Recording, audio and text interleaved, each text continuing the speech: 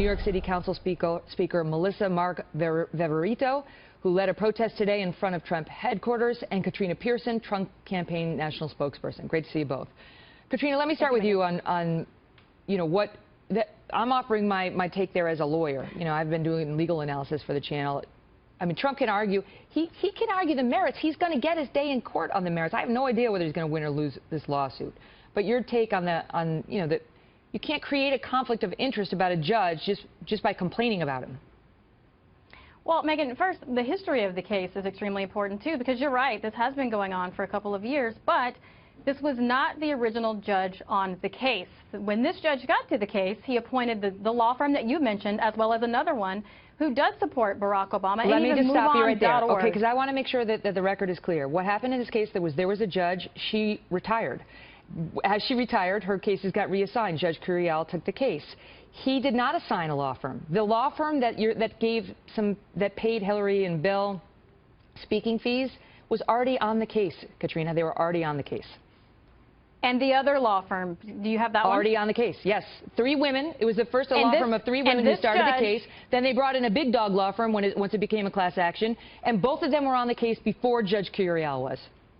And this judge is a friend of that lawyer. Used to work together in the U.S. Attorney's office. They both work together in the U.S. Attorney's office. How does that make him biased? And contributed. There is a number of things. You have to look at every single fact of this particular case. And as I've said many times, we're only talking about one side of the issue here. There are a number of things, like the law firm that donated $15,000 to the Attorney General's office. But as a lawyer, Megan, why does the law firm need to share the politics of the defendants they are suing? As a lawyer, Megan, if the plaintiff of a case drops out, shouldn't the case be thrown out? No. The named plaintiffs in class actions drop out all the time. The reason she dropped out, she said Donald Trump made her life a living hell with his countersuits. That's fine. He can go after her aggressively. Yeah, that's fair game. It's fair game for him to go after her. But the point is, the plaintiff, just because you lose the named plaintiff doesn't mean the lawsuit goes away.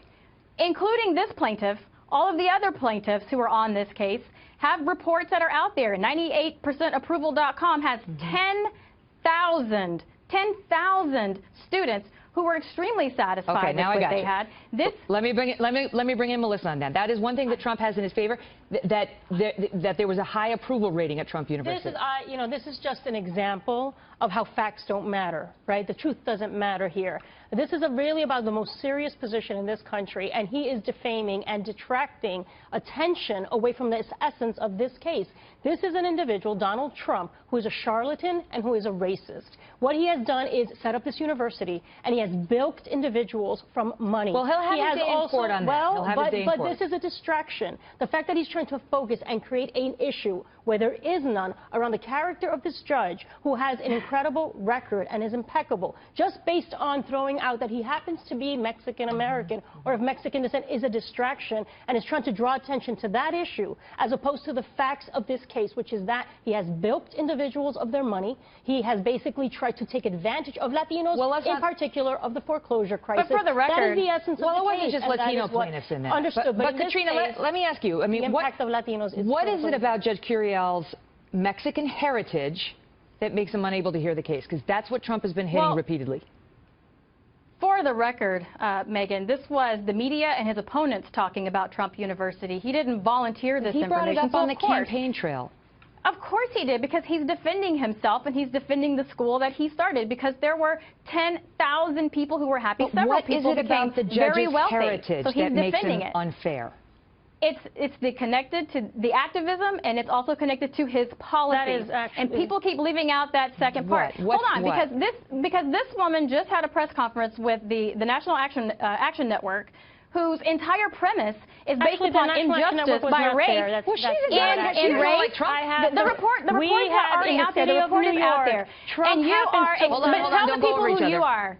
Don't go over each other. But you need to tell people who you are. You started progressive. You are the co-chair of a progressive caucus. You are a liberal. You have pushed policies. You have pushed policies. I get it now. For but liberal Katrina, that's all causes. conceded. She is a liberal. Of course, she doesn't like Donald Trump. But who cares? She's not hearing Trump University.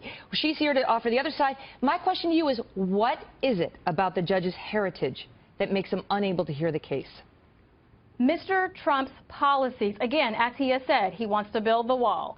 He wants to deport illegal aliens who are here.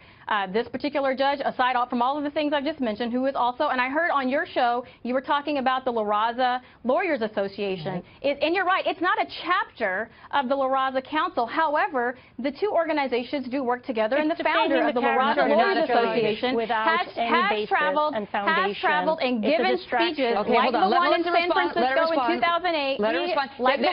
Just for the record, they're not affiliated. They are not. They happen to have the same words, La Raza. They're not affiliated. Go ahead. Again, it's but they do work together, and the founder of the La Raza Lawyers Association, Megan, this is important. Megan, let Melissa have her say. She let you speak. Go ahead. She's had plenty to say, and not much actually of substance. Okay. But what we're saying is that, you know, that there's a really important fact matter in this case.